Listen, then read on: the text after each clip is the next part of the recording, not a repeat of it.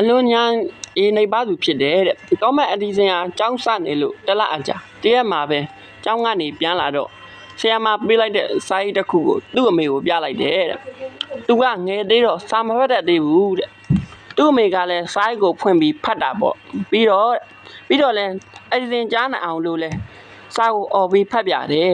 အမရဲ့သားဟာအလွန်ညာရည်ထက်မြက်သူဖြစ်ပြီးတော့ပါရမီရှင်တယောက်ဖြစ်ပါတယ်တဲ့ကျမတို့အကြောင်းမှာသူလောက်တော်တဲ့ဆရာဆရာမတွေမရှိကြလို့အမပဲသူ့ကိုစာတင်ပေးလိုက်ပါနော်တဲ့အဲ့ဒီအချိန်ကစပြီးတော့လဲသူ့ကိုအမေကအိမ်မှာပဲစာတင်ပေးတယ်နေ့ပေါင်းများစွာကြာတော့သူ့အမေကွယ်လွန်သွားတာပေါ့မကြခင်မှာပဲအဲ့ဒီစဉ်ဟာကဘာပေါ်မှာထင်ရှားအောင်မြင်တဲ့တီထွင်သူသိပ္ပံပညာရှင်ကြီးတယောက်ဖြစ်လာခဲ့တယ်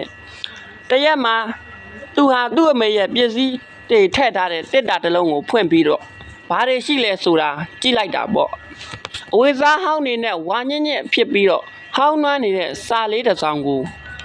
ဖတ်ကြည့်စာလေးတစ်ကောင်ကိုတွေ့လို့ဖတ်ကြည့်လိုက်တာပေါ့အမရဲ့သားဟာ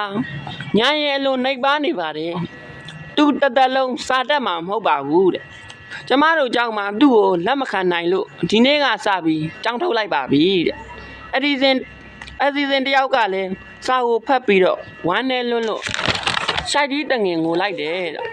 သူ့ကိုတက်လုံးလိန်သွားတဲ့အမေကိုစိတ်မနာနိုင်ဘူးတဲ့သူ့အမေဟာသူ့ကိုတင်ပြပေးခဲ့လို့သူဟာအခုလိုထင်ရှားကြော်ကြားတဲ့တီထွင်ပညာရှင်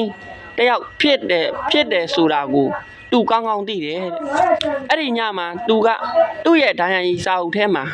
တခုကိုရေးမှတ်လိုက်တာပေါ့တဲ့တော့မဲ့အဒီစင်ဟာညာရင်အလွန်နှိပ်ပါသူတယောက်ဖြစ်ပါတယ်သူ့အမေကသူ့ကိုကဘာပေါ်မှာအလွန်ညာထက်မြက်ပြီးတီထွင်တတ်တဲ့သိပ္ပံပညာရှင်တယောက်ဖြစ်အောင်လုပ်ပေးခဲ့ပါတယ်မိဘတွေကိုမှာကျင်ပါတယ်တဲ့ခမရတို့ကလေးတွေကိုတဲ့အเจ้าကဆရာမတွေက